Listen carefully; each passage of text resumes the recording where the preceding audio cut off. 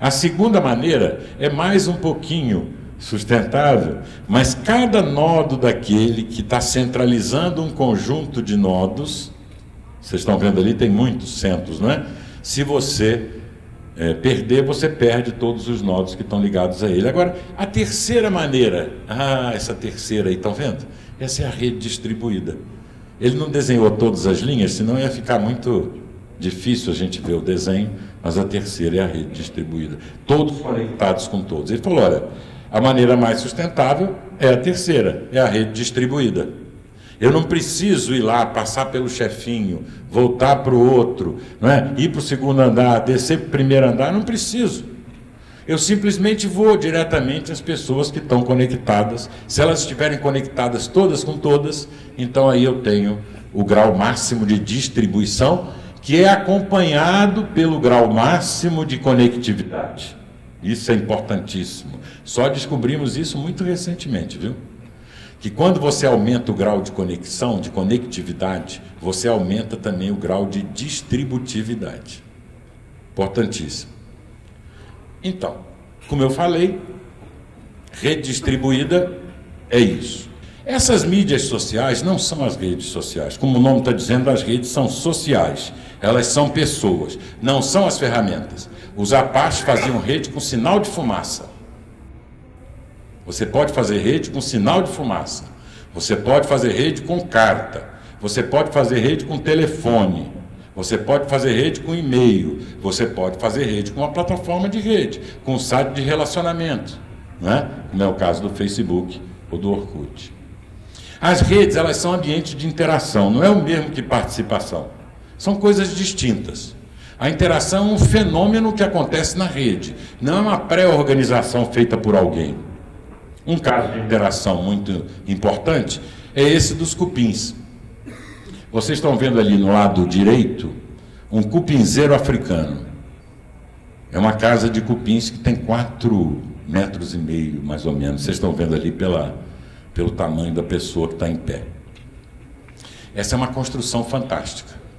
É aberto em cima, chove, não alaga. A temperatura lá fica sempre em intervalos ótimos, oscilando em intervalos ótimos para a vida e a reprodução dos cupins. Se eu chamar os arquitetos e os engenheiros melhores aqui que eu encontro na Terra, no planeta, para fazer uma casa com essas características para os cupins, eles não vão dar conta.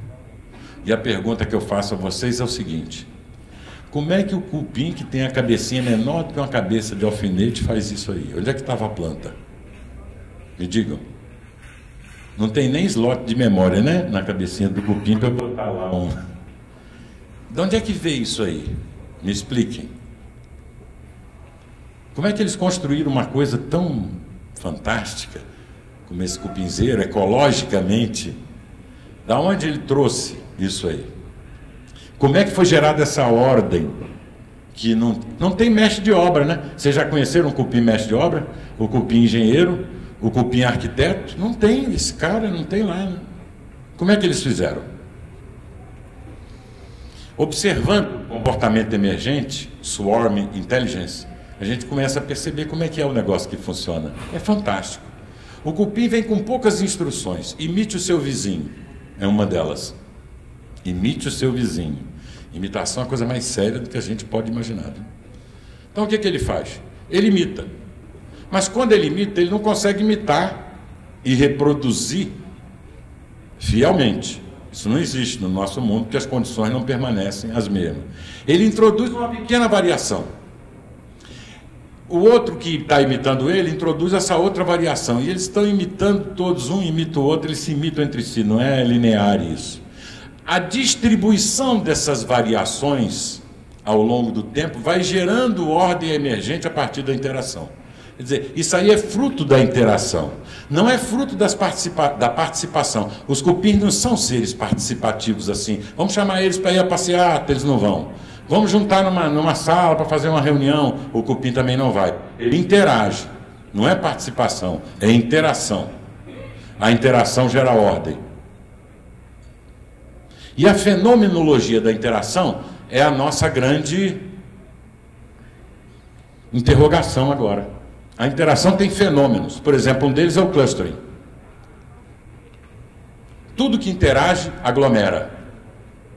Até doenças que não são contagiosas, elas aglomeram. Chama clustering, em certas regiões do planeta.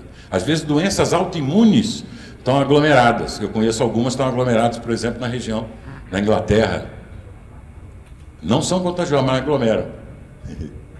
Tudo aglomera. Se eu quisesse fazer aqui uma organização com todos vocês que estão aqui nesta sala nesse momento, e tivesse claro na nossa cabeça qual era o nosso objetivo, o nosso foco, o nosso core business, e se eu não quisesse desenhar as caixinhas, vocês sabem o que são as caixinhas, né? Quem é que vai cuidar do marketing? Quem é que vai cuidar de pessoal? Se eu não quisesse fazer isso, isso aconteceria pela interação. Se vocês começassem a interagir, vocês daqui a pouco já estariam agrupados nas pessoas que vão cuidar dessa função, porque tudo que interage clusteriza. É que nós não temos paciência, né? A gente acha que vai ser uma bagunça e que nós somos os organizadores, os líderes que vamos organizar as pessoas, né? A fenomenologia da interação, além do cluster, tem o swarming. Isso aí é um belo desenho de um swarming de insetos, né? Que é... há muita inteligência coletiva embutida aí, gente. É incomparável o nível de inteligência que tem aí se comparar com a nossa inteligência de um ser humano, por exemplo, individual. Não dá nem para comparar, é outra ordem de inteligência. Mas os seres humanos também podem fazer swarm. Olha aí um swarm de humanos.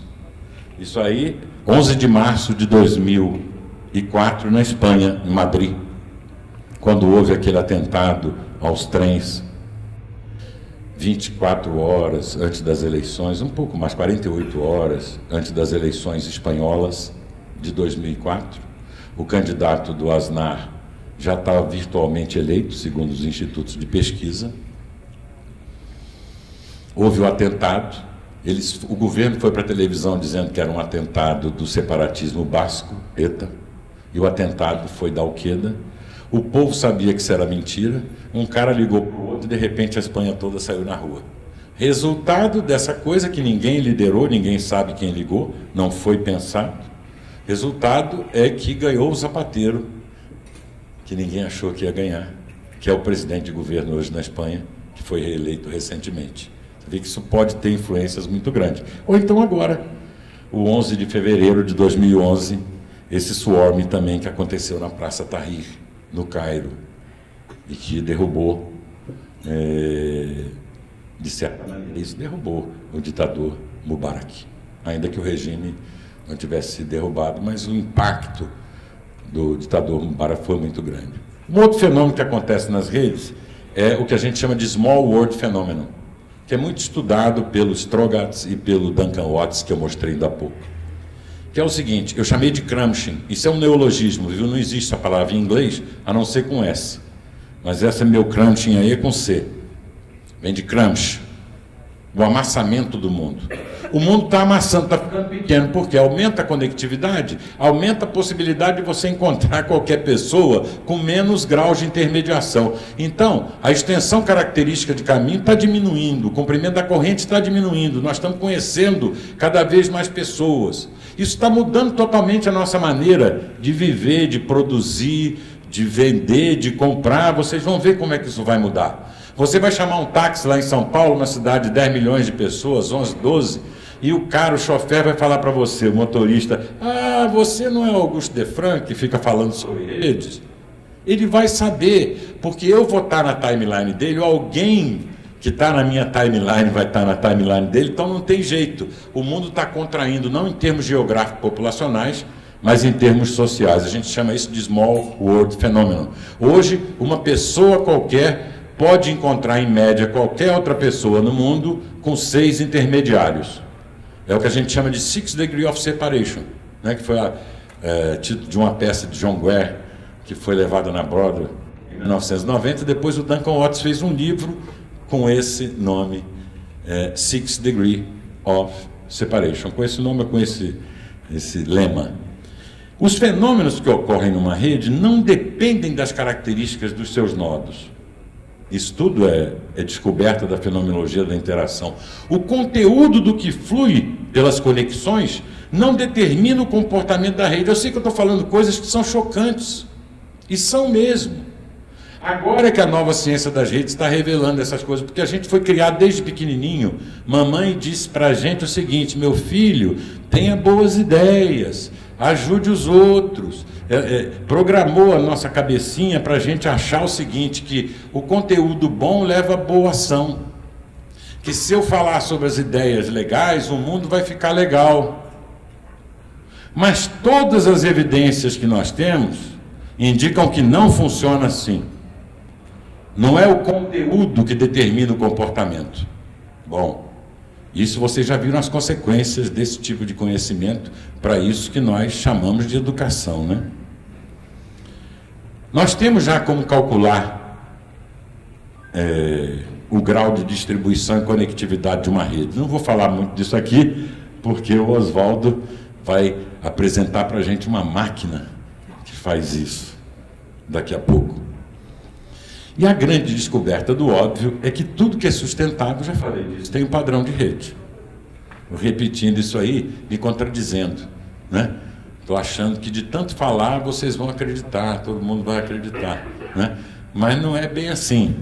Quer dizer, só quando a gente experimenta é que a gente começa a ver como é que funciona. Tudo que é sustentável tem membranas, não paredes opacas. Você já viram alguma coisa viva que seja cercada por parede opaca? Não tem. A célula é membrana. De membrana, né? Deixa passar algumas coisas, outras coisas não deixa, filtra, faz a interação com o meio, mas a gente, quando vai construir alguma coisa, quer fazer uma parede bem opaca, de pedra, de ferro, né? Porque a gente é muito inteligente. Então a gente diz, não, nosso negócio é que vai funcionar.